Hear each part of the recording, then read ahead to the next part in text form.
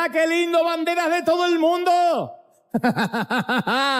Arriba, arriba, arriba, arriba, arriba, arriba, ese aplauso, qué lindo. Guatemala, Colombia, Honduras, Dominicana. Hay una bandera americana. Argentina, campeón del mundo. Costa Rica, Puerto Rico, República Dominicana. De todo el mundo, aquí en River algo está pasando y ese aplauso que no afloje.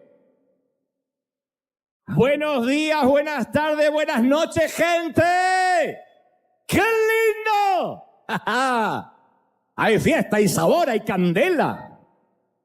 Felices, estamos en vivo exactamente a la hora estipulada, saliendo para todo el resto de los 5 continentes. Saludamos a Asia, África, Oceanía, América, Europa, que nos están mirando de tantas partes del mundo.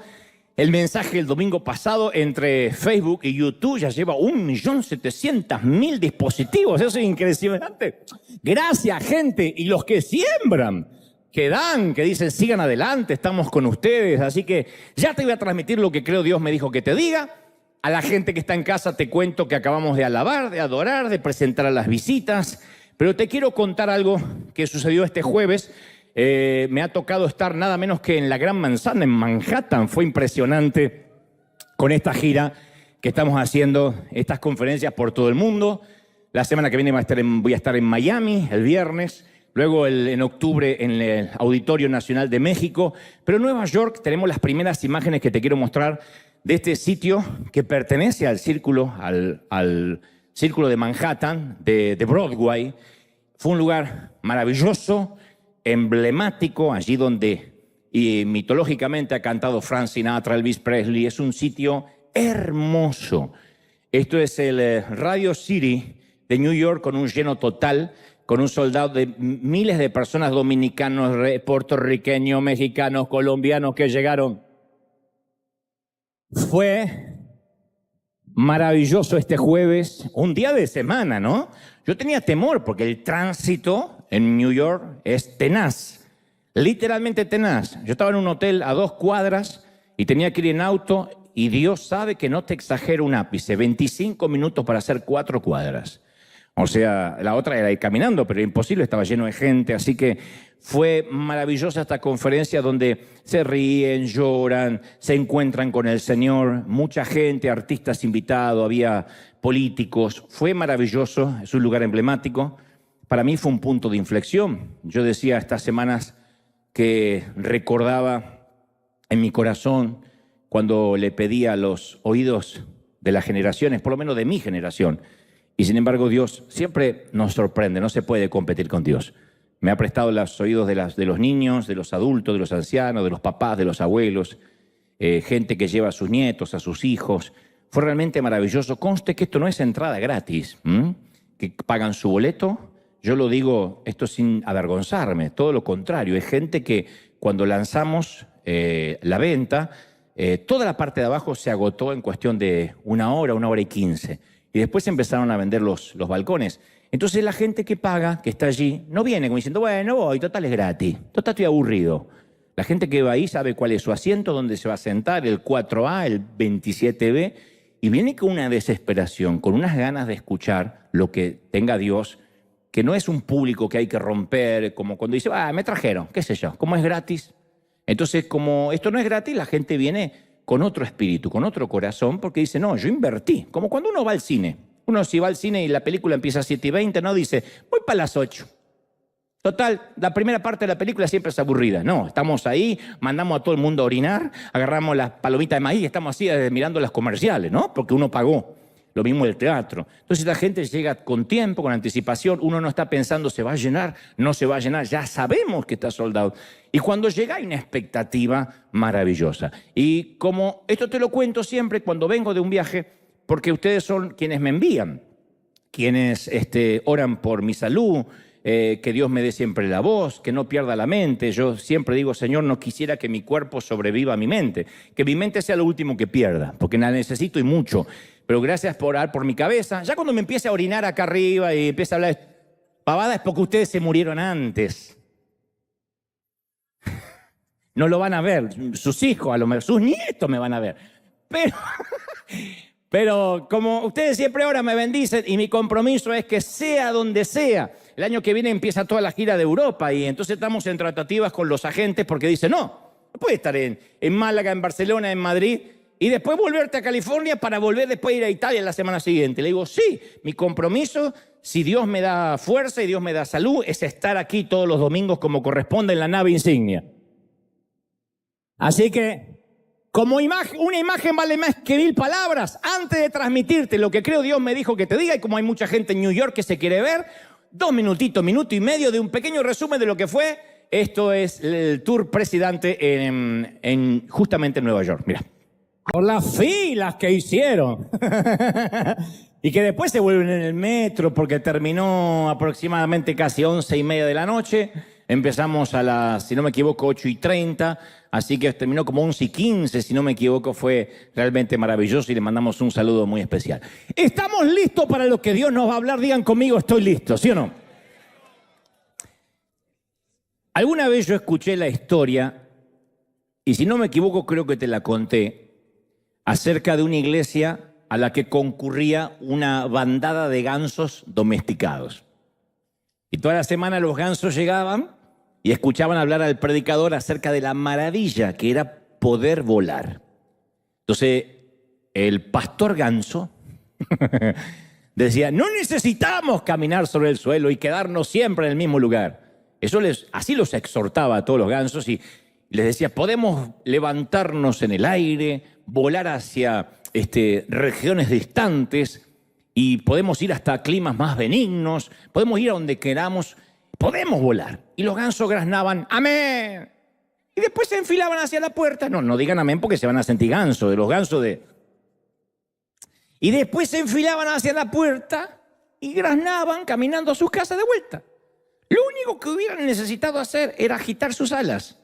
Vivían escuchando sobre lo que era volar, pero ninguno finalmente se animó a volar. Y justamente lo que retrata esta metáfora o esta hipérbole es que durante años a mí me ha preocupado eso.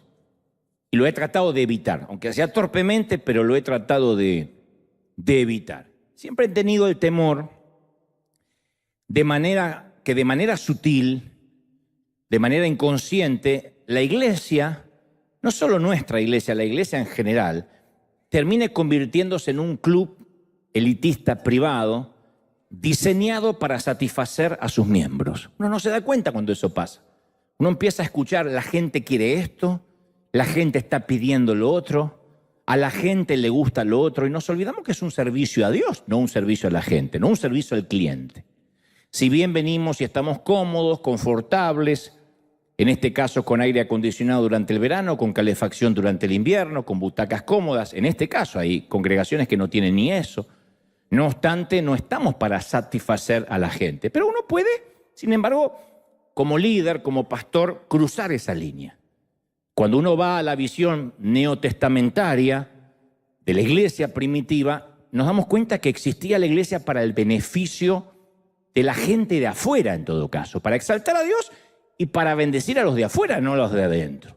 Entonces, siempre mi pregunta recurrente es, cada año me hago la pregunta de cómo hacemos para que cada día nos parezcamos más a la iglesia que Dios tenía en mente.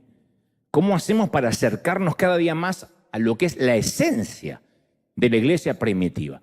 Con las lógicas distancias culturales, obviamente no vamos a estar con túnicas y sandalias, hablo de la esencia. Y en todos estos años de ministerio, de llamado, me he dado cuenta que hay un patrón que se repite a través de los años. Toda iglesia comienza con una visión noble, siempre. Nadie funda una iglesia, por lo general, con una visión equívoca. La misión noble siempre es salvar almas, predicarle al mundo, pero a medida que van pasando los años, se genera como un frenesí de actividades internas para que los miembros se sientan más cómodos. Entonces está el pedido, los solteros quieren reunirse. No está mal, no digo que sea un pecado, por favor. Los niños necesitan su sitio, los preadolescentes no quieren juntarse con los adolescentes, los solteros no quieren juntarse con los solterones y viceversa. Los solteros de 20 no es lo mismo que el soltero de 40 porque buscan distintas cosas. Las suegras se quieren juntar y les damos un sótano, bueno, lo que sea. Y como los gansos de nuestra historia, Terminamos a lo mejor predicando de que vamos a volar y vamos a predicarle al mundo, pero todo el mundo sigue caminando y nada cambia. Entonces la explicación de esta tendencia a volverse un club, que yo la he vivido mucho como evangelista, recorriendo muchas congregaciones durante muchos años, es que en algún momento de este peregrinar cristiano nos olvidamos que fuimos llamados a servir al mundo. Parece algo infantil, pero se nos olvida. Parece algo trivial, pueril, pero se nos olvida que fuimos llamados a servir. Y es ahí cuando nos convertimos en una simple institución humana. Cuando nos olvidamos del servicio, terminamos siendo una institución humana más, una fundación más. Y entonces la esencia de lo que Dios quería para la iglesia se empieza a desvanecer. Entonces, con el correr de los años pueden suceder dos cosas, a saber, porque ambas son muy graves, son dos patologías gravísimas. Una es, o nos volvemos hipersensibles, no sensibles, hiper, macro, ultra, mega, archisensibles al dolor ajeno, o desarrollamos callos emocionales y no nos importa nada. Yo dije que ambas son graves porque los hipersensibles al sufrimiento ajeno a veces sucumben ante el dolor. Y ya no pueden ser de bendición para nadie, porque todo les afecta, se llevan todas las cargas a su casa, a sus hogares, y terminan cargando una cruz que no les pertenece. Otros, en su defecto, desarrollan una callosidad que hace que su llamado se parezca a un trabajo más. Vienen a la iglesia a servir como un trabajo más, en el mejor de los casos a servir. Otros vienen nada más a pasar 2 horas. Tampoco son de bendición para nadie, porque etimológicamente son religiosos, no sirven, no afectan, no salan donde hay sinsabor, no iluminan donde hay oscuridad.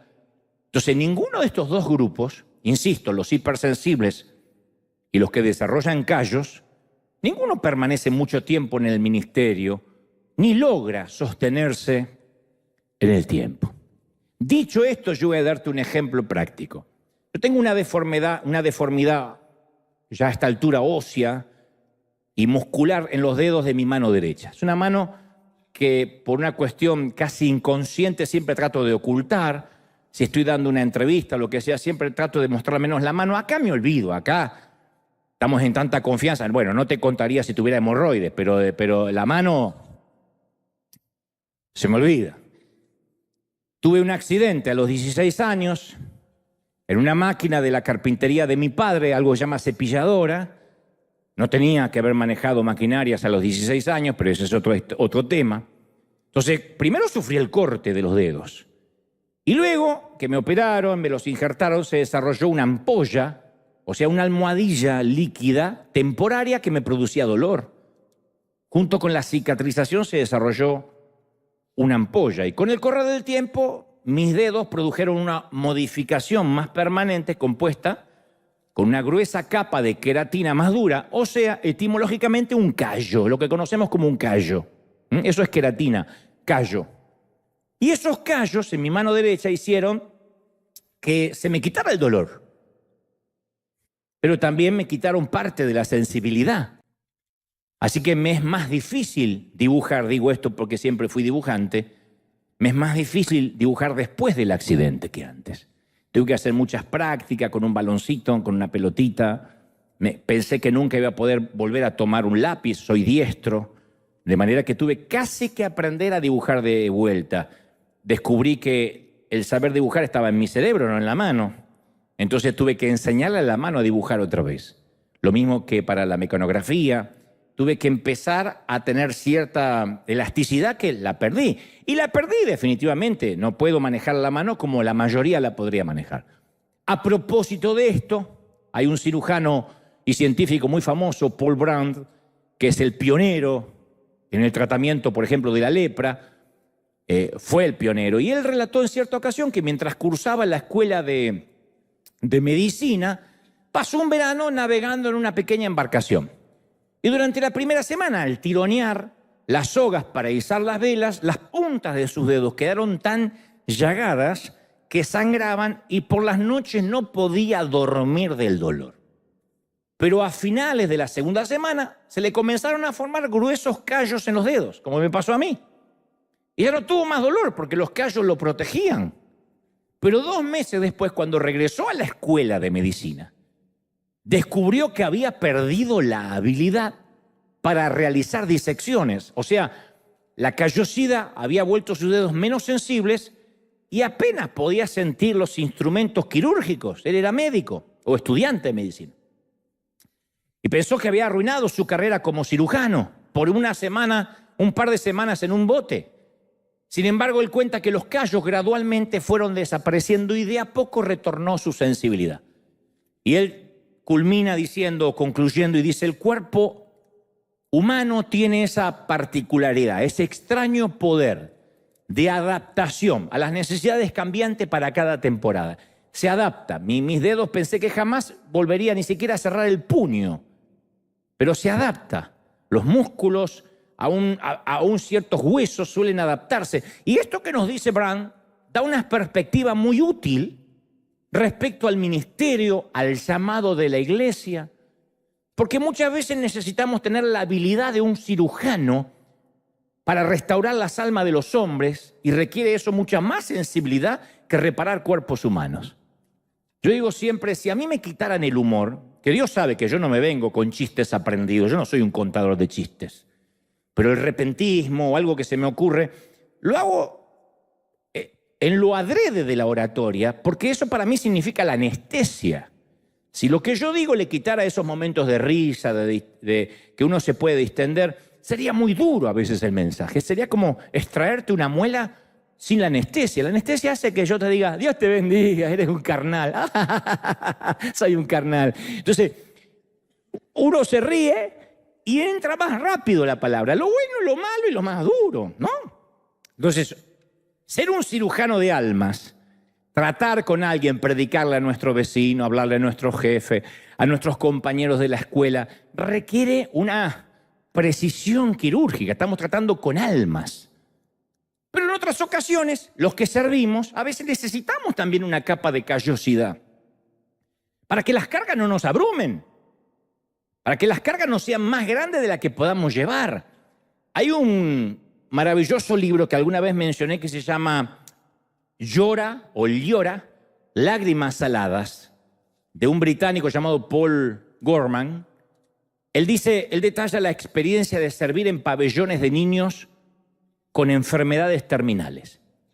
Y entre otras cosas, el autor relata y dice: al principio la idea era animarlos un poquito, pero sin proponérmelo me fui transformando en un payaso, dice el autor. Porque primero alguien me dijo: para que los chicos te presten atención, ponte esta nariz roja de goma.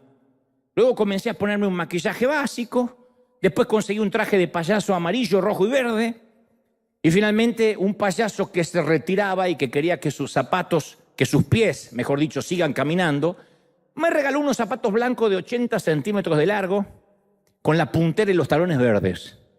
Entonces, pero uno, dice el autor, llega a ver cosas terribles en esos pabellones de chiquitos que están en la estación final de la vida. Encontrar niños muriendo es algo que muchos de nosotros no estamos preparados. Alguien adulto, alguien anciano, es como que de alguna forma el inconsciente nos prepara para eso. Pero nadie nos enseña a este tipo de sufrimiento. Cuando nos encontramos con nenes chiquitos que tienen leucemia, la cabecita calva, dice el autor, ¿qué podemos hacer? Porque el propio niño, los padres y quienes torpemente tratamos de ayudar, a veces estamos conscientes que el niño se está muriendo. Porque hay algunos que están en terapia y con la esperanza de que la metástasis se detenga, y otros ya están esperando la muerte. De modo que, dice el autor, aún disfrazado de payaso, yo servía con el corazón partido. Y el autor agrega algo que a mí me impactó, dice: yo tuve la idea de recorrer las camas con baldes de palomitas de maíz.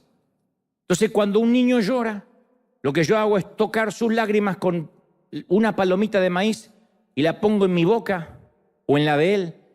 Y entonces nos sentamos juntos y jugamos a comernos las lágrimas. Entonces, entre lágrimas, el niño se empieza a reír. Y todos los niños me empiezan a conocer como el payaso come lágrimas. Cuando yo leía la historia me impactó, porque cuando Gorman relata esto, yo pensaba que quienes tenemos el llamado a servir, y todos lo tenemos, acá no hay nadie que diga yo no sirvo, todos, a veces también tenemos que comernos lágrimas ajenas.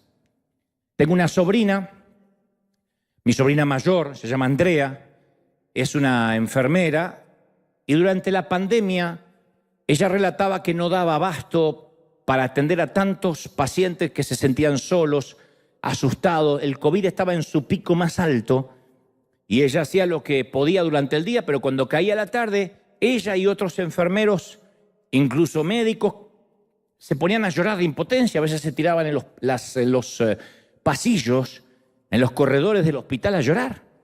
Porque todos los días moría mucha gente y ella se sentía frustrada, los empezaba a conocer y apenas los conocía decía, no pasó la noche, hay que entubarlo, etc. Y cierta vez, durante pleno 2020, escribió algo en su perfil que decía, hacemos lo que podemos, pero a veces considero la idea de tener que renunciar porque a mí me cuesta manejar tanto dolor. Estoy llorando mucho. Una enfermera. Quizá en algún momento ella sintió que no era suficientemente profesional, digo. Pero yo recuerdo que al leer sus palabras pensé, es extrañamente maravilloso que una servidora de hospital aún tenga la sensibilidad de derramar lágrimas por desconocidos. Yo digo, ¿quién podría atenderlos mejor que alguien que está dispuesta a llorar por ellos? En caso de que fuéramos nosotros los pacientes, ¿qué preferiríamos? ¿Un médico o una enfermera que llorara con nosotros o un frío profesional? Que diga, bueno, se va a morir, quedamos que necesitamos la cama.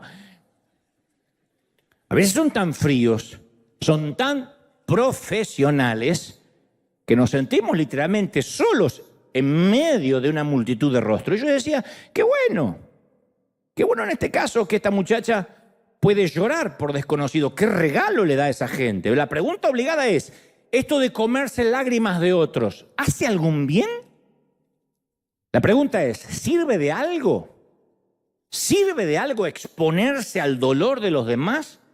Y mi respuesta es categórica. Claro que sirve. Claro que sirve.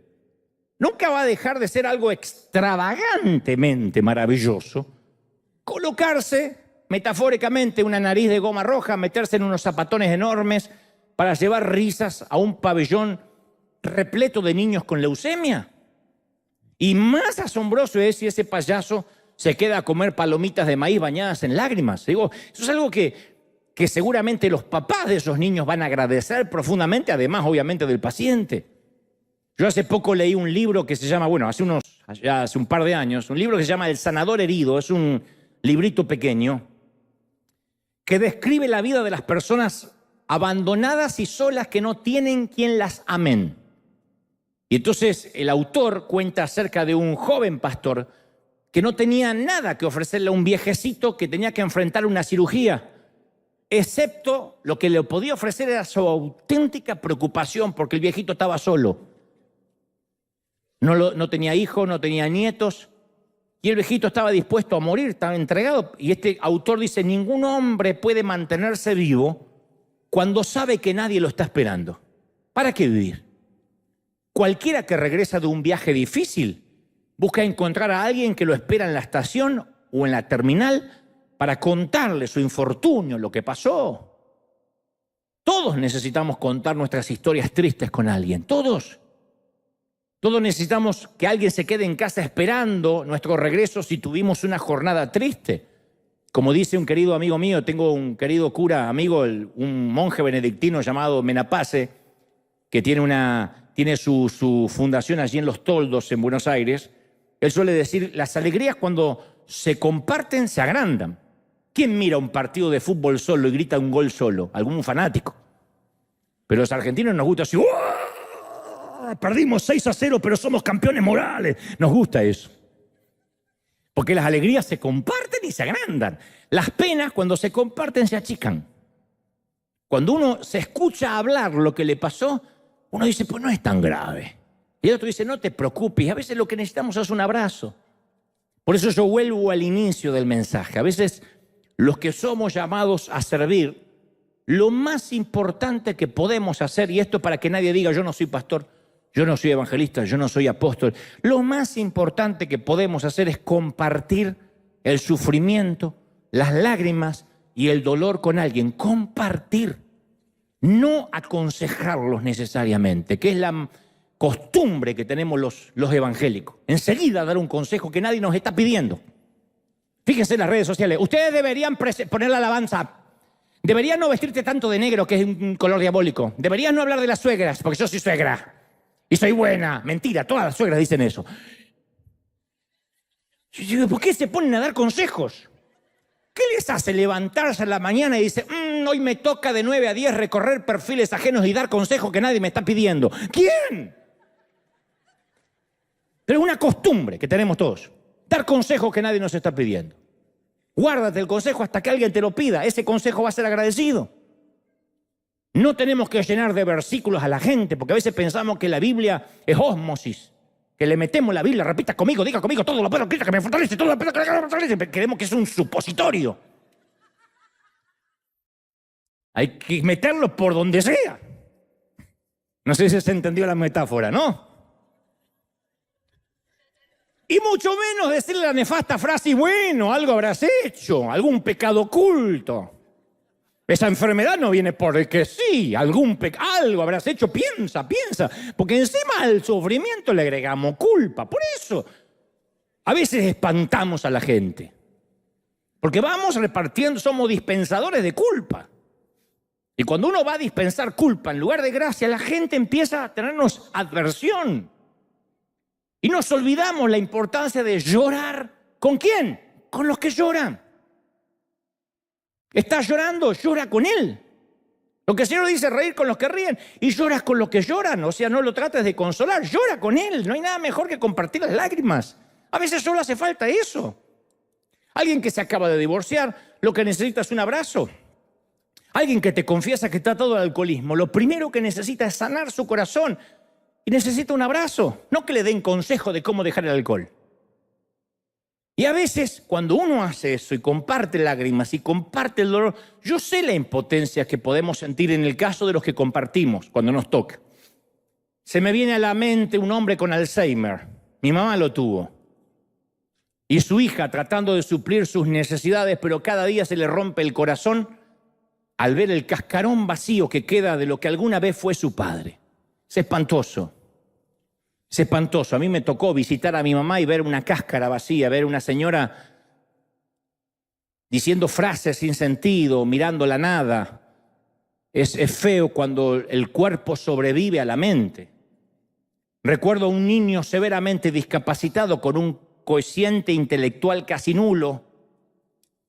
Y los médicos dicen, el nene puede vivir una larga vida, recostado en una cuna, sin movimiento alguno, imposibilitado de hablar, haciéndose encima, teniendo que comer, siempre darle la comer en la boca.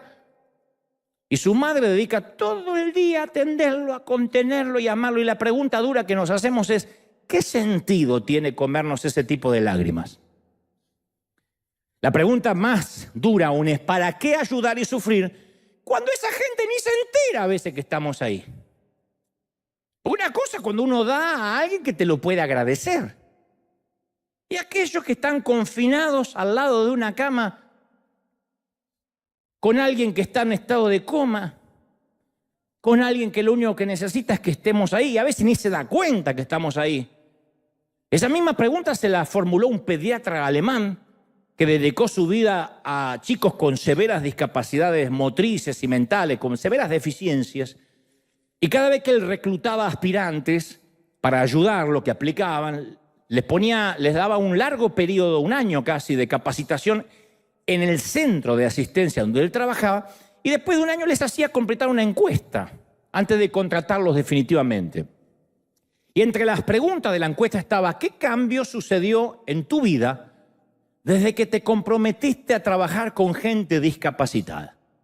Y las respuestas eran de este tenor, decían, por primera vez en mi vida, siento que estoy haciendo algo realmente significativo. Otro decía, ahora tengo una mejor respuesta al sufrimiento humano y eso hace que brote en mí algo que no conocía, el deseo de ayudar. Ha hecho que me cuestione, dijo alguien más, las cosas importantes de la vida. Ya no me preocupo por estupideces. Yo siempre digo, muéstrame una persona que vive haciendo escandaletes y escenas por babosadas y estupideces y te voy a mostrar a alguien que nunca tuvo un problema realmente serio. Muéstrame una mujer, un hombre que atravesó un cáncer, que atravesó la metástasis, que atravesó, no sé, la diabetes crónica, y te voy a mostrar una persona que encuentra la manera de alegrarse en el Señor, de sobreponerse, la resiliencia que hay en esa persona. Después está el otro, el histérico o la histérica que hace un problema por una copa que se rompe, por un trancón en el tránsito, porque la suegra lo quiso besar. Y cualquiera de esas cosas, lo último es entendible, pero cualquiera de esas cosas habla falta de problemas de verdad. Alguien más de estos aspirantes puso en la encuesta: yo me he vuelto más tolerante. Todo aquello por lo cual me preocupaba ahora me parece insignificante después de estar todo el día atendiendo a alguien con una discapacidad. Entonces las limitaciones de estos chiquitos le enseñaban a estos voluntarios lecciones de vida, prioridades. El secreto de la sabiduría, diría Salomón, es tener en cuenta qué es lo que importa y qué es lo que no. Prioridades. Aquí hay gente que debe tener más de 50, 60 años, y como hay damas no voy a herir susceptibilidades porque todas tienen menos de 30, pero hagan memoria. ¿Qué nos cambia con la edad? ¿Qué nos cambia? Las prioridades. Hay cosas que nosotros no hacíamos a los 20, no hacíamos a los 30 y no las valorábamos. Pero cuando uno tiene cierta edad, valora otros tipos de descanso, de pausas. Uno empieza a vivir la vida despacito cuando se acerca más a la tumba y se aleja más de la cuna. Cuando uno se aleja del útero y va llegando al sepulcro, uno dice, bueno, porque uno va viviendo así siempre. Sale de la cuna y sale, va viviendo, hasta que pasa a los 50 y dice, bueno, ¿qué apuro hay?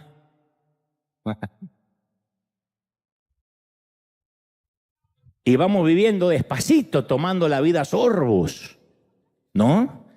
Veíamos antes a nuestros padres tomar una copita de vino o quedarse mirando el amanecer y decíamos, qué manera de perder tiempo. Y de un tiempo hasta la fecha, nosotros nos vemos a nosotros mirando las gallinas y decimos, ¿qué me pasó? ¿Qué cambió? Las prioridades. Cuando uno cambia las prioridades, es algo que ninguna universidad te lo puede enseñar. ¿Qué cambia las prioridades? Un hospital. Una temporada en el hospital. Si no es nosotros encima de la cama de hierro, tras un biombo, al menos, mínimo, visitando un hospital. Un panteón, ni te cuento. Yo recomendaría que todos una vez a la semana fuéramos a un panteón. No necesariamente al sobrevivir a alguien, sino para ver las tumbas. A mí me choquea. Hace poco, la última vez que fui a un panteón, fui al cementerio de la Catedral de Cristal y vi un montón de lápidas de orientales, de hispanos, a juzgar por el nombre, ¿no? Anglos. Y entre todas las lápidas, como una lápida discreta más, estaba la de Robert Schuller, quien construyó ese imperio de la Crystal Cathedral. Estaba ahí. La misma tumba que el chino que chocaba su auto todos los días. El mismo guión en el medio, separando la fecha de nacimiento y la de deceso. Su entrada y su salida en el tiempo, ahí en una tumba. No tuvo una tumba especial, no había una presencia divina. Y cuando uno ve eso dice, wow, de verdad me preocupo. Por eso una recorrida a veces por el sufrimiento nos ordenan los patitos. Algunos tenemos los patitos ya salidos de la fila hace mucho, pero nos lo ordena. Y vuelvo a lo que nos sucede como iglesia de Cristo. Tenemos la tendencia de querer cambiar a la gente, pero nos olvidamos el efecto que nos produce a nosotros el hecho de servir a la gente. Porque el comerse las lágrimas, mis queridos, no solo beneficia a quien recibe la ayuda, sino a aquel que sirve de corazón. Esto sucede con los servidores de River, los que nunca han salido como voluntarios a repartir comida aquí en Los Ángeles, los que no han tenido la fortuna de ir a Chiapas, a África, no sé, a Cuba, a Venezuela. Se perdieron lo que este equipo de voluntarios dice sentir cuando regresa, ya sea de amueblar una casa aquí cerca, o de trabajar en Tijuana cruzando aquí la frontera, o en Cuba, insisto, en Uganda. Vuelven enriquecidos. ¿Por qué? Porque regresan con una nueva perspectiva de la vida. Conmovidos por las historias de resiliencia humana. Ni te digo si llevamos a nuestros hijos adolescentes criados aquí en los Estados Unidos de América. Porque nosotros somos los padres culposos que venimos la mayoría de la pobreza, de la escasez, de hacer que hasta el papel higiénico dure. Y entonces queremos que nuestros hijos de acá no sufran eso, lo cual es noble. Pero entonces estos son los hijos que después creen que la vida les debe algo. Y se deprimen y se frustran porque no hay wifi. No puede comer en esta restaurante, no hay wifi, no hay clave. Y no puede comer una hamburguesa 2 minutos porque no hay clave. Porque no puede ver las bobadas que ve en Instagram. Y entonces se frustra. Y nosotros, para que no se frustre, llevamos al nene donde hay banda ancha, para que pueda conectarse, para que el nene no se desconecte. Y se frustra si salió un nuevo celular y no lo tiene porque no puede respirar. Y respira en una bolsa porque le falta el celular. Entonces su umbral de frustración es así. Nosotros, acuérdense, ¿quién de nosotros nos aburríamos? Los de mi generación. ¿Quién podía decir siquiera estoy aburrido? ¿Qué decía nuestro padre? ¡Ah! ¿Está aburrido, señor?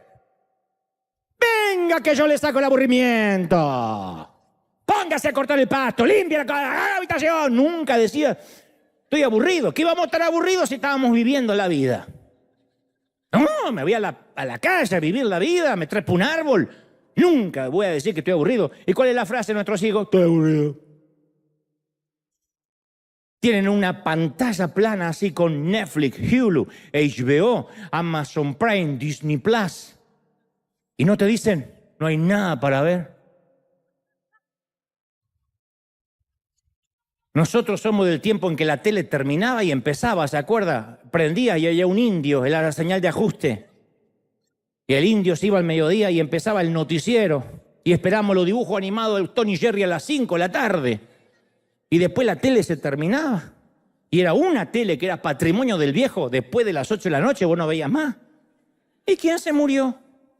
¿Quién está traumado? Oh, no contesten porque...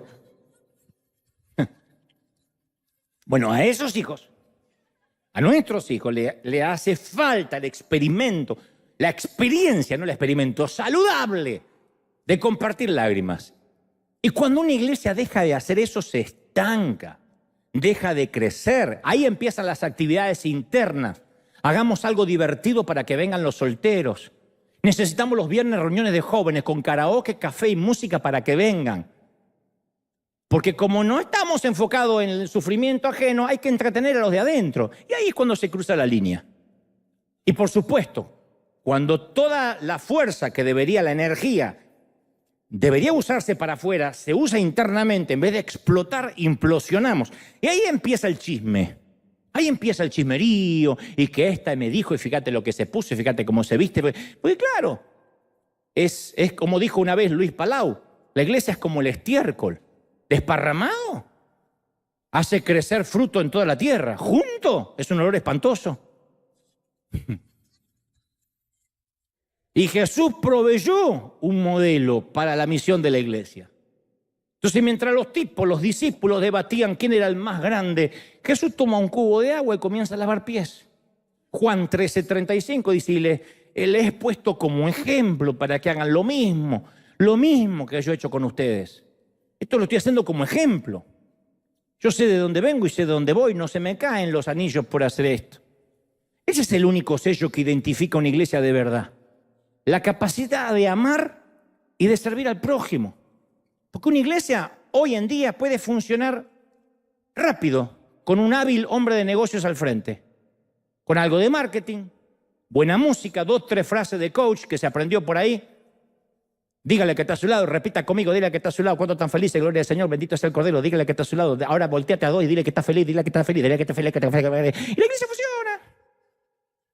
Y encima ponen plata. Pero la pregunta de fondo es, ¿con qué finalidad funciona? Entonces, si no desarrollamos una empatía con el dolor, lo único que vamos a hacer es venir los domingos a la iglesia de por vida, pero de lunes a sábado damos la vuelta a la cara en la luz de un semáforo porque decimos, no, ¿para qué le voy a dar si seguro se lo gasta en alcohol? No, si este chiquito seguro lo mandan a pedir para la droga. Y podemos saltear, levantar el pie así, sobre el prójimo que está tirado, y en lugar de ser el buen samaritano, somos los otros que seguimos de largo. Pero no podemos darle la espalda al sufrimiento ajeno, porque las personas sin techo, o los que sufren en un hospital, fueron hechos a imagen de Dios. Entonces deberíamos servirlas como si ellas fueran Jesús. Y nosotros decimos, No me importa que Jesús esté internado. No me importa que Jesús esté preso. Me importa un cuerno. Yo vengo a la iglesia a pasar un lindo rato. Pablo le dijo a los filipenses, la actitud de ustedes debe ser como la de Cristo Jesús, que se rebajó voluntariamente, tomando la naturaleza de un esclavo, de un siervo. Por eso, lo medular del mensaje de hoy es esto. Quiero dedicar especialmente esta parte a los queridos líderes, a los queridos pastores, que yo sé que nos miran cada semana.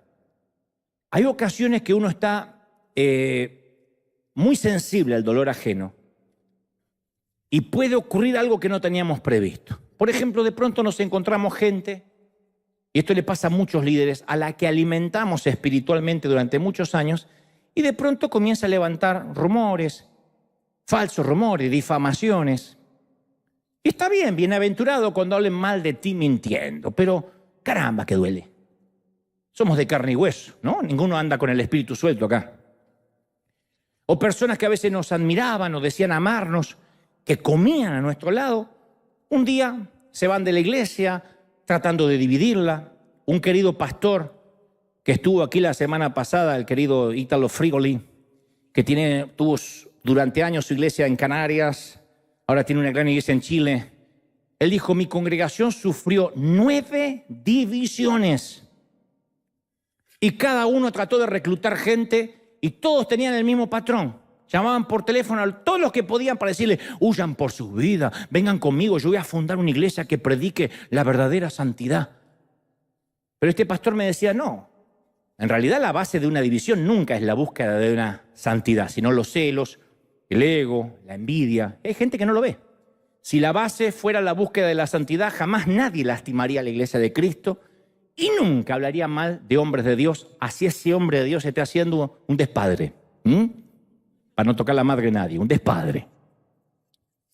Si la motivación viniese de Dios, no trataría nadie de competir o fundar una iglesia llevándose fruto ajeno, sino que iría a donde nadie va a predicar. Mira, en tal lado nadie está predicando, ahí voy. Pero entonces cuando vemos estos actos de ingratitud y traición, lo hablábamos con este pastor, la sensibilidad, que alguna vez fue nuestra mayor fortaleza, se convierte ahora en nuestra enemiga porque nos duele.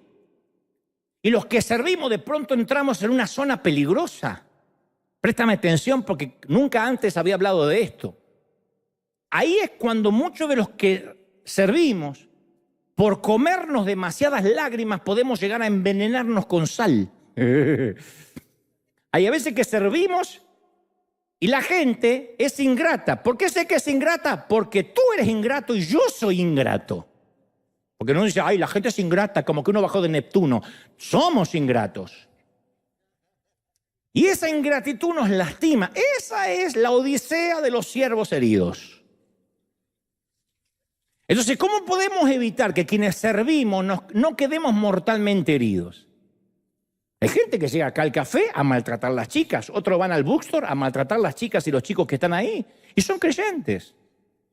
Yo los entiendo, este es un hospital del alma, entonces hay gente que toda la semana tienen un jefe que les grita, un marido que las maltrata, y vienen acá y dicen, ¡oh, hay ovejas para maltratar! Y se desquitan.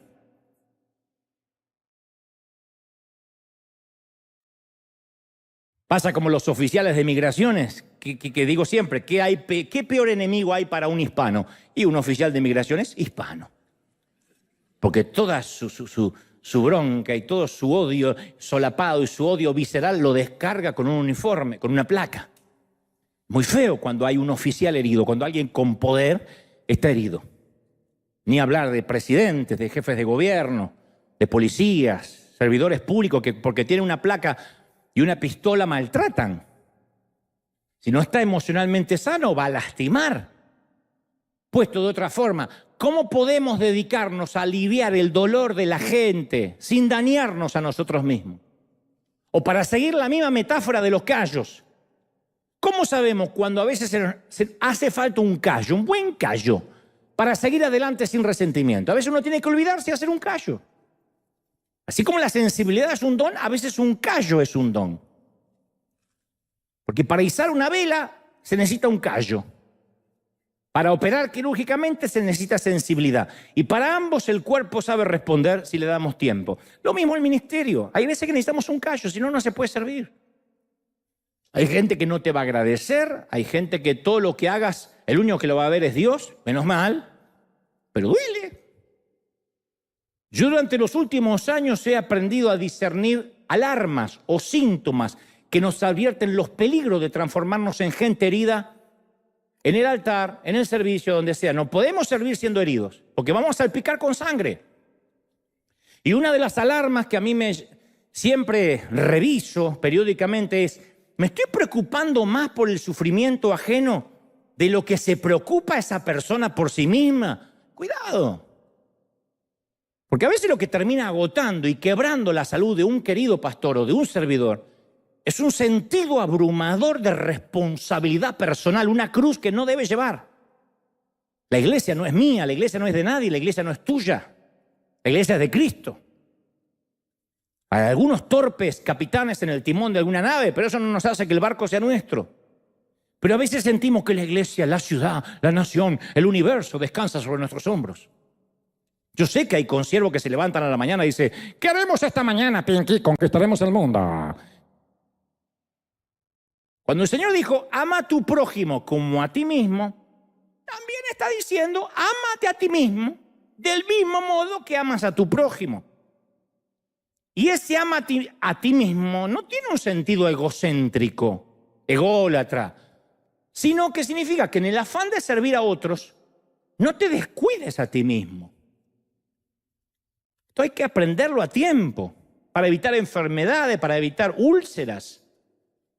Puede ser que haya tantos pastores enfermos, preocupados porque una hermana en Cristo anda repartiendo chisme en la fila. Entonces yo me amo a mí mismo, yo me llevo bien con Dante. Dante es uno de los mejores tipos que yo conozco. Me llevo bien. Sí, yo no digo, ay, soy un barro, soy una basura. No, me conozco todas mis miserias, pero me llevo bien. Si no me amara, yo no podría amar a nadie. Entonces, si no nos amamos a nosotros mismos, con el correr del tiempo, terminamos más dañados, más indefensos que aquellos a los que intentamos ayudar. Y es entonces cuando no podemos hacer nada por nadie. Imagínate, tu hijo está luchando por su vida, o tu hija en medio de una correntada furiosa. No la vamos a salvar arrojándonos también al torrente, porque moriríamos juntos. Es muy noble, muy épico, pero no la va a salvar. Entonces, ¿qué es lo que hacemos? Mantenernos firmes en la orilla y desde ese sólido terreno de apoyo les tendemos una mano para ayudarla. Eso se llama ocuparnos de nosotros mismos para poder ocuparnos de los demás. Lo dicen los aviones. En caso de una despresurización, caerá en mascarillas delante suyo. Antes de atender a un menor, colóquese primero la mascarilla. Porque si pierdes el conocimiento no ayuda más a nadie. Se muere el niño y te mueres tú. Entonces, un corazón sangrante no puede ayudar a nadie cuando está sangrando hasta morir. Y a ese síndrome poco saludable de sacrificarse por los otros, yo le llamo complejo mesiánico, el que se quiere sentir Mesías. Mi mamá decía, el que se mete a Jesucristo termina crucificado. Yo siempre digo que ninguno de nosotros está dispuesto a subir a la cruz por nadie. Al menos yo no pienso subir por ninguno de ustedes. Los amo mucho, pero... Dante, sube a la cruz o lo mato. Mátalo, tiene la vida hecha. Y sí.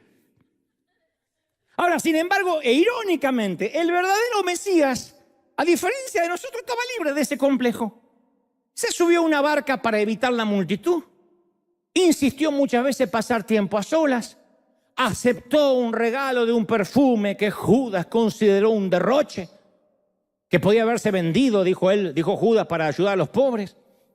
Jesús sanó a todo el que se lo pidió, pero no a todos aquellos con los que se encontró. Nunca se metió en un hospital a sanar gente. Tenía la asombrosa capacidad de dejarle a la gente que elijas lo que quería hacer. ¿Qué quieres que te haga?, le dice a un ciego. Parece una pregunta casi insultante, ¿de verdad? ¿Qué va a querer el ciego? Y qué sé yo, hay gente que prefiere el bastón blanco. Yo conocí mucha gente en la vida que no quiere un trabajo, quiere que el gobierno le mande un chequecito todos los meses. Hay gente que no quiere estar documentada, pero dice que hay que pagar impuestos. Yo quiero cash.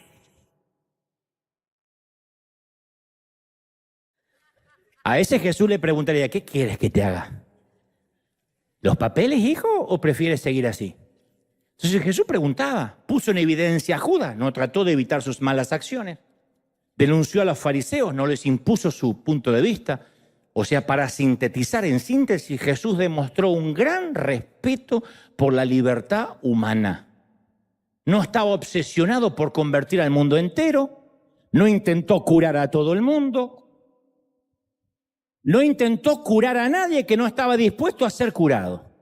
Cuando no halló fe en Jerusalén, no hizo una campaña de milagros a la fuerza para convencer a los incrédulos. Para que haga caminar a la viejita que no podía, haga lo que no podía hacer, agáchese, ahora cree Pilato, no hizo eso. Y los que servimos tenemos que aprender eso. No hay peor ciego que el que no quiere ver. Entonces la sensibilidad a veces frente al dolor sí que es un don, puede ser un don, pero si nos controla nos destruye. Nos vamos a poner carga que no tenemos que ponernos, vamos a estar pagando hipotecas eternas que no tenemos por qué pagar. Entonces uno siente a veces que se agota, que nuestro pozo se está secando, que nuestro reservorio se está quedando sin agua. ¿Y qué hay que hacer? Como el Señor, apartarnos un tiempo y cavar más profundo. Porque un día nos vamos a quedar sin agua. ¿Se acuerda cuando le conté la historia del granjero? Que todos los días vendía huevos frescos y comida casera y leche y todo lo que producía la granja. Pero el que llegaba a las 5 de la tarde decía, deme huevo. Él decía, no tengo más huevo, vengo mañana. No puedo hacer que las gallinas pongan más huevo. Hasta mañana. Pero aunque sea 2 huevos, ¿qué quiere? ¿Que amenace la gallina, señora? Y yo aprendí esa frase, hoy no tengo más huevo, hasta mañana. Lo tomen como lo tomen. Hay días que digo, no puedo amenazar a la gallina. La segunda alarma que nos alerta de convertirnos en siervos heridos es ¿para quién estoy trabajando? Y si instintivamente decimos, bueno, yo trabajo para la iglesia, para River, yo trabajo para Dante, para el pastor fulanito, para la comisión misionera, estamos en zona de peligro. Acá ningún voluntario, creo, trabaja para Dante, porque si no estaríamos fregados. Porque el ministerio es un llamado y los únicos ministros eficaces sí están bajo autoridad, pero se reportan ante el Señor. Están bajo autoridad, claro, pero los motiva a servir a Dios. Cada vez que yo leo acerca de Calcuta, la India, es un lugar que convive con la pobreza y la muerte. Nosotros estamos enviando mucha ayuda a la India. Pero en Calcuta están las monjas de la orden de la Madre Teresa, que siguen sirviendo a la gente más pobre del planeta, cuerpos medio muertos que recogen de las calles de Calcuta. Y el mundo queda admirado por la dedicación de estas hermanas. Pero hay algo en estas monjas que impresiona mucho. Todos los que han ido dicen, impresiona mucho esto, la serenidad, la calma. Si yo encarara semejante proyecto, estaría enviando gacetillas de prensa, pidiendo oración, pidiendo donante, recurso, tranquilizante, Valium. Para mí, no para el enfermo, para mí. Y la serenidad de estas monjas comienza desde muy temprano, antes de que salga el sol, se levantan a las 4 de la mañana, indefectiblemente, vestidas con su hábito de impecable blanco, caminan hacia la capilla, oran y cantan juntas. Mucho antes de encontrarse con el primer paciente, se sumergen en la adoración y en el amor de Dios. Y en ellas sí hay preocupación y compasión, pero no una obsesión que no las deja dormir. Porque ellos no están trabajando ellas para completar un informe de casos resueltos. Trabajan para Dios, no trabajan para el Facebook, no trabajan para las redes. Comienzan su día con Dios, terminan su día con Dios y lo que sucede en el medio es una ofrenda al Señor. Entonces Dios y solo Dios determina el valor de sus obras y el éxito que ellas alcancen. Eso es tener claro para quién trabajamos. ¿Cuál es la forma de no quebrarnos? Saber para quién trabajamos. Ustedes no trabajan para el pastor, yo no trabajo para la gente. Sí servimos a la gente, pero reportamos ante quien nos llamó, ante Dios. Y si hay un servidor en River que se está cansando, que cada domingo dice, otra vez me toca ponerme el traje de ujier o el traje de seguridad, o tengo que ir a atender a los niños, es hora de cavar más profundo, detenerse, nadie te va a juzgar. Necesito un tiempo y buscar en mi reservorio más agua. Porque si sigues herido vas a lastimar y vas a maltratar. Y aquí tratamos con gente rota, acá tratamos con almas. Y bajo ningún punto de vista vamos a permitir a un médico maltratador o a un enfermero maltratador. Cuando sientes que tu amor se va encogiendo, es hora, como Jesús, de retirarte y estar a sola con Dios para recordar para quién trabajabas, por qué lo hacías y por qué estás sirviendo. Esa es una de las principales cosas que tenemos que tener clara. ¿Sí o no? Y finalmente, la tercera alarma que nos alerta de convertirnos en siervos heridos es: ¿estoy confundiendo a Dios con la vida?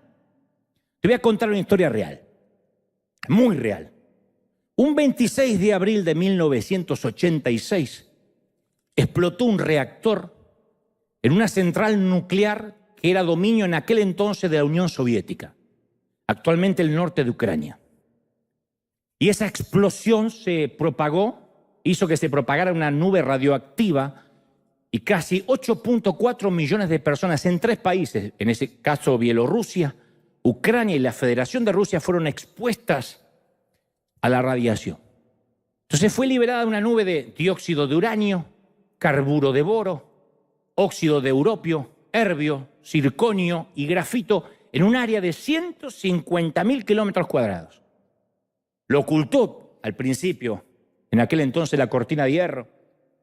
Pero la tragedia de Chernobyl, que en ruso significa vida negra, se hizo mundialmente famosa. Significa vida negra, no viuda negra, vida negra, perdón. Valga el fallido también. Entonces, el balance humano de la catástrofe aún es tema de debate. No se sabe en cuánto, pero las estimaciones oscilan entre 30.000 y 100.000 muertos por año. Entonces, en 1992, una familia argentina, oriunda de un estado de Argentina, de una provincia llamada Córdoba, los Sosa, se instalan en Minsk, a 350 kilómetros de la zona del desastre, conscientes del hongo radiactivo, de la letalidad del virus, de los efectos de la contaminación. Y allí va don Eduardo, su esposa Edith, sus hijos Jimena, Federico y Sebastián y Eduardo. Sebastián. Eduardo es el papá. Eduardo, que es pastor, además es médico gastroenterólogo, o sea, un profesional, fue a misionar durante 5 años a Bielorrusia, un lugar radioactivo, con su esposa Edith. Y sus hijos, que en ese entonces tenían 12, 13 y 16 años respectivamente, decidieron servir. Tuvieron que firmar un papel ante la ley siendo niños que estaban dispuestos a ir, que no estaban siendo secuestrados. Y los Sosa eran financiados por donaciones, por alimentos, de promesas, de víveres que a veces llegaban, a veces no llegaban. Los Sosa estaban en Bielorrusia para hacer lo mismo que hacían en su país, servir, porque ellos no empezaron a servir allá, servían en Argentina. Los 5 iban a visitar hospitales, orfanatos, hogares. Recorrían hospitales donde había pabellones enteros de niños con cáncer de tiroides, enfermedades en la sangre. Entonces lo que podían hacer, insisto, como hoy les conté de este querido autor, se vestían de payaso, cantaban canciones, distribuían golosinas, títeres, juguetes, cumplían funciones espirituales y clínicas. Los Sosa se dedicaron por 5 años a comer lágrimas. Contenían, lloraban con los que lloraban, porque ¿qué se puede hacer ante una radiación? Ante una muerte lenta y anunciada. Y ellos cuentan que lo más difícil era lograr una dieta con la menor presencia de productos contaminados, porque tenían que comprar en lo posible alimentos importados de Alemania y de Polonia, pero a veces no podían y comían lo que había. El papel higiénico debía ser finlandés, porque los árboles también habían quedado afectados por la radiación. Y la salud de los Sosa no salió ilesa de Bielorrusia. Toda la familia sufrió consecuencias en sus cuerpos. Eduardo se enfermó, el padre. Edith padeció cáncer de piel en el año 2000. Y Eduardo, insisto, fue intervenido por tumores de duodeno, tumores musculares. Federico, uno de los chicos que al viajar a la ex Unión Soviética tenía 12 años, falleció en 2014 por una poliposis múltiple. Su padre dijo a la prensa: es posible que esa enfermedad quizá estuvo motivada por la radiación, nunca lo vamos a saber. La nieta, L, también se le diagnosticó poliposis múltiple múltiples. Se le programó ahora una cirugía para el 2025 para extirparle el colon. Ximena, que en ese entonces tenía 12 años, en pocos días va a ser intervenida robóticamente de un tumor de hígado aquí en la Clínica Mayo, además de haber sido intervenida por un cáncer de tiroides también hace poco. Y todos los Sosas no se arrepienten de nada. Hacen este análisis y se volvería a realizar lo mismo. No se le escuchan reproches, no se le escuchan reclamos. Dice el pastor Eduardo Sosa, quizás fue una decisión inconsciente, pero teníamos que estar ahí en ese momento. Son el testimonio vivo de no confundir a Dios con la vida. ¿Cuántos de nosotros, si se nos muere un hijo en batalla, en misión, abandonaríamos todo? Ellos siguen sirviendo a Dios y nos llegan los correos, los grupos de WhatsApp donde dice confiamos en Dios, servimos al Señor y seguimos sirviendo. Un ejemplo vivo de lo que significa servir a Dios está aquí el pastor Eduardo Sosa. Bienvenido, mi querido. Ponete de pie, por favor.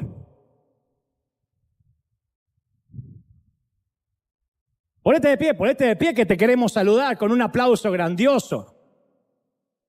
Gracias. Gracias a todos.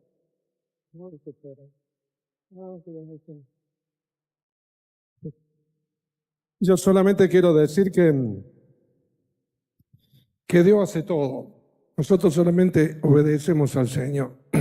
Hemos ido donde Él abre puertas, en los momentos que Él quiere, y también sabemos, como decía hoy, nadie se muere sin el permiso de Dios, ¿no? Federico se murió porque Dios quería. Como padre, entiendo que nuestra obligación es llevar a los chicos al cielo. Y Federico está en el cielo, ¿no? Me hubiera gustado que fuera casado, con hijos, pero está en el cielo, ¿no? ¿Qué quieren? ¡Aleluya! Ese aplauso tiene que ser para estos campeones, esta cuna de campeones. ¿Ves? ¿Y sabés qué tendemos a pensar? La vida tendría que ser justa porque Dios es justo. Pero si desarrollamos una relación con Dios como Lalo, Eduardo, basada en Dios y separada de las circunstancias de la vida, entonces tomamos a Dios por encima de una realidad que a veces golpea duro. Uno aprende a confiar en Dios a pesar de las injusticias de la vida. Abraham, José, David, Elías, Jeremías, Daniel pasaron por pruebas parecidas al pastor Eduardo. Pero cada uno de ellos encontró la forma de someterse a la confianza de Dios a pesar de las crisis. Entonces, pasaron la etapa esa de la fe de contrato. Bueno, yo voy a servir a Dios mientras las cosas me salgan bien. No, uno tiene que servir a Dios. Salgan como te salgan las cosas. Porque a veces quienes servimos a Dios somos tan torpes que cometemos el error de creemos que firmamos un contrato unilateral con Dios. Nosotros lo firmamos, Dios no. Pero creemos que es válido. Que porque estoy sirviendo merezco un trato especial. Yo he visto a creyentes enojarse con Dios porque estacionaron su auto para visitar a un enfermo en el hospital y a la vuelta encontraron una multa en el parabrisas. ¿Cómo puede ser que Dios permita una multa cuando sabe que lo estoy sirviendo? ¿Y por qué no? Y yo he conocido a otros misioneros que se han enfermado, ellos incluso han muerto por servir a Dios. ¿Qué teología nos explica ese tipo de situaciones? No confundir a Dios con la vida. En el mundo, en la vida, tendréis ¿qué? Aflicción. Pégalo en la nevera. Es una promesa. Y cuando nos surge en duda hay que regresar a ese capítulo de Pablo, el famoso Romanos 8, el versículo 28. Ahora bien sabemos que Dios dispone todas las cosas para el bien de quienes lo aman. Pero mis ojos siempre saltan al versículo, a los versículos más adelante en el capítulo. ¿Quién nos apartará del amor de Cristo? La tribulación, la angustia, la persecución, el hambre, la indigencia, el peligro, la violencia, el COVID. El apóstol había aprendido a mirar más allá de las dificultades de la vida, sabiendo que Dios iba a prevalecer. Y después dice, estoy convencido que ni la muerte, ni la vida, ni los ángeles, ni los demonios, ni lo presente, ni lo porvenir, ni los poderes, ni lo alto, ni lo profundo, ni ninguna otra cosa en la creación podrá apartarnos del amor de Dios que se ha manifestado en Cristo Jesús, Señor nuestro. ¡Aleluya! Eso nos ayuda a superar el desaliento. La vida se va a poner peor. Claro que sí, es una promesa de Dios. Dijo, levantaos, erguíos la cabeza cuando estas cosas ocurran y sabed que el fin se acerca, pero aún todavía no, se acerca.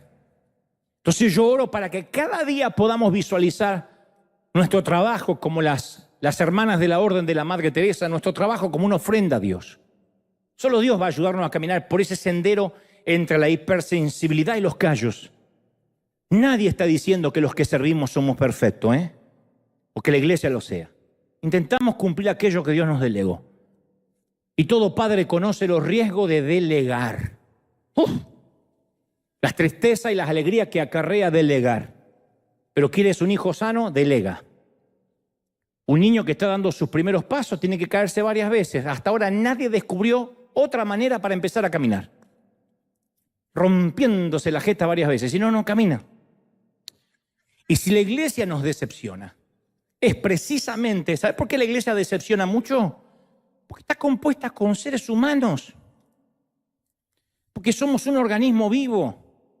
Ese es el riesgo que Dios decidió correr al delegar en nosotros el mensaje de Cristo. Y todavía hay gente que entra a las iglesias buscando perfección, ¿de verdad? O no comprende la naturaleza del riesgo que Dios corrió, o no entiende la naturaleza de la humanidad. Porque lo que Dios tenía en mente cuando pensó en la iglesia era un grupo de gente rota, intentando amar y servir, payasos, comiéndose las lágrimas ajenas. Todo lo que Dios dijo, le voy a dejar en vez de a los ángeles, a estos.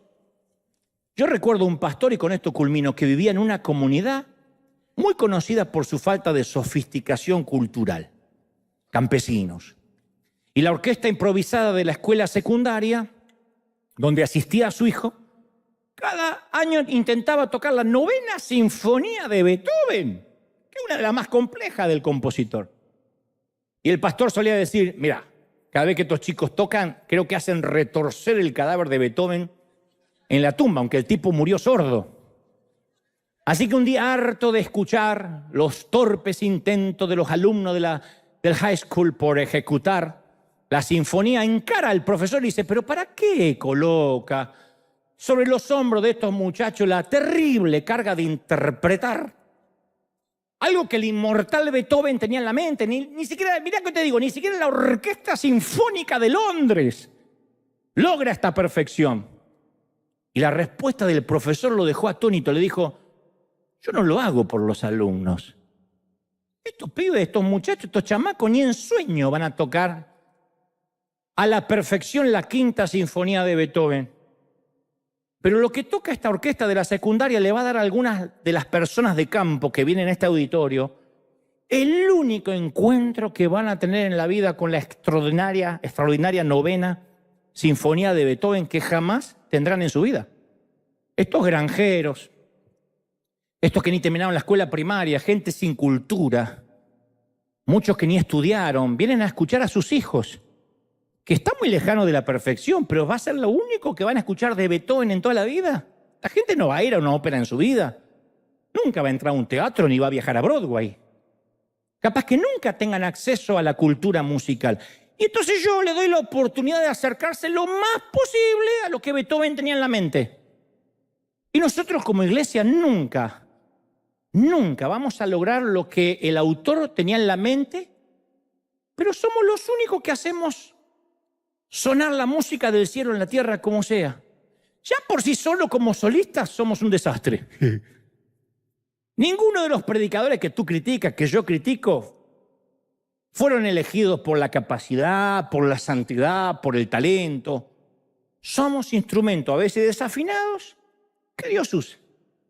Y cada uno a nuestra manera hacemos el intento de acercar la melodía que Dios tenía en mente a la gente. La iglesia, sus predicadores, sus servidores, somos los torpes músicos intentando interpretar lo que Cristo escribió con sangre en la partitura. Pero estas iglesias imperfectas, incluyendo a pastores más imperfectos, es el noble intento del gran profesor de hacer la melodía perfecta. Es su tesoro en vasos de barro. Eso somos. ¿Pudo haber delegado su partitura en ángeles? Y claro. Pero eso nos recuerda que la iglesia perfecta no existe.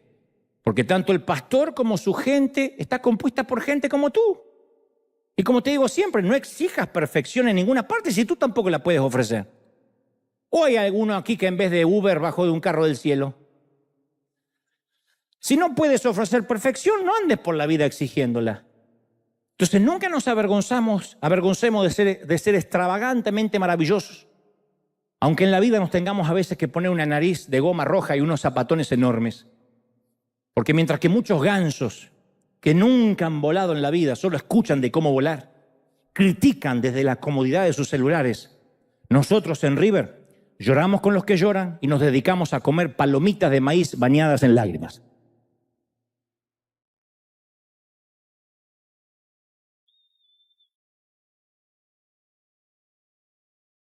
Dale un aplauso grande al Rey de Reyes. Vamos, celebra al Rey de Reyes y al Señor de Señores. Que ese aplauso se escuche hasta Los Ángeles, hasta Tierra del Fuego. Dios ha hablado esta mañana. ¡Wow! ¡Aleluya! Alguien tiene que celebrar más que eso. Esa es nuestra congregación rota, pero vamos a servir, a llorar con los que lloran, a reír con los que ríen. ¡Bendito sea Dios! Levanta tus manos al cielo. Padre, esta mañana, levanta las manos al cielo. Esta mañana, Señor, he hablado lo que creo me has dicho que diga. Este es tu pueblo, este es tu ejército. He tratado de omitir, de no quitar, de no agregar a lo que creo es tu revelación. Y ahora, Señor, me encantaría que repitan esta brevísima oración conmigo, que digan, Señor Jesús. Y aquí también nunca viene de más. Señor Jesús, entra en mi vida, perdona mis pecados, anota mi nombre en el libro de la vida. Gracias, Señor. Ahora todos levanten las manos al cielo y comiencen a clamar. Los que sepan orar, los que sepan hablar, los que tienen el don del Espíritu, abran la boca para que el Espíritu la llene como deba llenarla. Padre, gracias por esta mañana. Gracias por esta gloria. Gracias por esta unción. Señor, tú sabrás a quién darle callos por momentos y a quién hacerlos más sensibles. Bendito eres, Señor, que nos ha llamado. Gracias, Señor, por habernos puesto en el negocio de las almas. Gracias por ponernos como enfermeros, como médicos del alma. Levanta las manos y dile, Señor, yo quiero llorar con los que lloran. Yo quiero contener. Qué ejemplo los Sosa, qué ejemplo como él y otros tantos misioneros que pelean palmo a palmo las almas en medio de radiación y en medio de tantos cobardes que en el COVID pedían prudencia y pedían los diezmos desde la casa. Se levantan hombres que no le tienen miedo a enfermarse, a contaminarse, y lo que dicen es, nuestra meta es enviar los hijos al cielo, sea la fecha que sea. Eso es servir, de eso estamos hechos, de eso tenemos que estar hechos. Levanten las manos y digan, Señor, gracias por esta mañana, gracias porque nos desafías, gracias porque pones propósito, gracias porque pones en nosotros el querer como el hacer. Yo te pido, Espíritu Santo, sella estas palabras en la mente, en el alma, en el corazón. Los que están dolidos, oro por los siervos sangrantes. Hay tantos heridos, tratando de rescatar a otros heridos en una misión imposible. Y el Señor me dice, consiervo, es tiempo de recargar tus baterías, es tiempo de buscar en tu reservorio agua fresca. Es tiempo de no refritar más y buscar aceite, de subir al monte por madera que Dios te dé. Es tiempo de volver a las bases y decir, yo necesito una unción fresca. Necesito saber para qué estoy en este negocio de las almas. Los que se han olvidado, lo que las crisis lo han hecho olvidar. Dios no quiere que tengas una iglesia más grande, ni la congregación más fructífera, ni que andes viajando por el mundo. Dios quiere que llores con los que lloras, con los que lloran. Y lo demás, si quiere, te lo regala, y si viene, viene, y si no viene, no viene. Algunos servirán por años en el anonimato. Algunos servirán por años en la oscuridad. Y no tendrán recompensa de este lado del sol. Pero bendito sea Dios que cada noche te aprueba, y cuando doblas tus rodillas junto a la cama, Él te dice, bien hecho, otro día más, siervo fiel. Otro día más, siervo fiel. ¿De qué sirve la aprobación de los hombres si perdemos la aprobación de Dios? Y Dios nos vuelve a llamar al secreto, y nos vuelve a llamar a buscar agua, y nos vuelve a llamar a subir al monte por talando árboles que Él está pidiendo. No más leña barata, no más agua contaminada, dice el Señor. Yo te estoy llamando a que dejes de sangrar, porque la carga te va a quebrar. Y vas a envejecer antes de tiempo, mi querido consiervo, líderes, servidores, esto va para todos. El yugo es fácil, la carga es ligera si le dejas la iglesia a Dios, si le dejas la cruz a Cristo. La cruz le pertenece a Cristo, no somos los redentores de nadie. No podemos ayudar a quien no quiere ayuda. Pregúntale a la gente, ¿quieres cambiar? Porque si no quieres cambiar, no hay oración que lo haga cambiar. A algunos les va a incomodar su teología, pero yo cada día me convenzo más de eso. No hay oración que cambie a alguien que no quiere cambiar. A menos que esté endemoniado y que no pueda dominarse a sí mismo. No hay quien pueda cambiar a quien no puede cambiar. Y Dios dice, necesito que entiendas que hay una carga que no te pertenece. La carga es fácil, el yugo es liviano, y si te está quebrando la espalda, si te estás enfermando anímicamente, es porque hay una carga que no te pertenece. Pero a otros el Señor le dice, cuidado, porque hay callos que han permanecido ahí, por eso no has podido operar quirúrgicamente a nadie, porque eres tosco para hablar, tosco para tocar, porque tus dedos están agarrotados de izar velas. Y las tormentas en medio del océano te hicieron torpe para elementos quirúrgicos. Por eso lastimas en tus mensajes. Por eso lastimas a la gente en vez de bendecir. Y no es sana doctrina, no es poder de Dios, no es que eres un profeta. Eres porque lastimas, porque tienes callos. Y si no recuperas la sensibilidad, Dios te va a quitar de ahí así como te puso. Nadie es dueño de nada. Dios apaga los oxígenos, Dios cierra los pulmotores y se acaba nuestro tiempo de este lado del sol. Entonces Dios te está diciendo hoy, es tiempo de caminar en esa cornisa del Señor, diciendo, Señor, heme aquí, hazme sensible y hazme duro conforme tú quieras para lo que sea. Padre, gracias por esta mañana. Gracias por esta tu gente, gracias por este tu pueblo. He hablado lo que me has dicho, que diga bendícelos, multiplícalos. Bendiga a Dios tu entrada, tu salida, tu acostarte, tu levantarte. Bendiga a Dios el mes de septiembre. Declaro los últimos 4 meses del año de bendición en el cuerpo, en el alma y el espíritu. Amén, amén y amén. A la gente de otra parte del mundo, chao, Dios te bendiga, nos vemos pronto. Y a la gente de aquí, chao, chao, chao, chao, hasta el domingo que viene. Bendecido gente, bendecidos soldados, chao.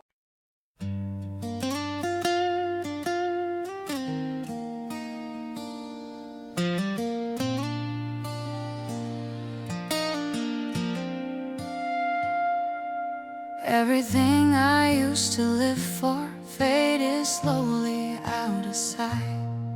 Now my days just circle around you like I'm lost without a light. All the noise just turns to silence when your memory comes through. And the world I once was chasing now feels small and shaped like you. My whole world is only you. Every thought keeps breaking through. You're so close inside my mind, but so far in real life. I can feel you everywhere, in the things we never shared. All this love I'm going through never reaches you.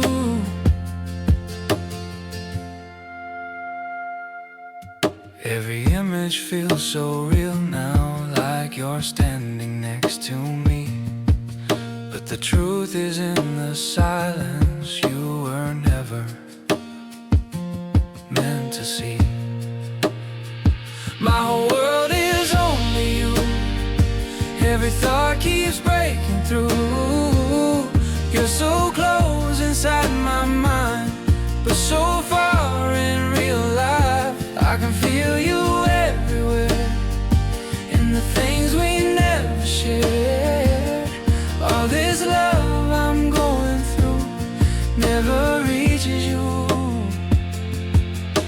you felt it for a moment, would it change the way you stay? Or would I still be the shadow that just fades away?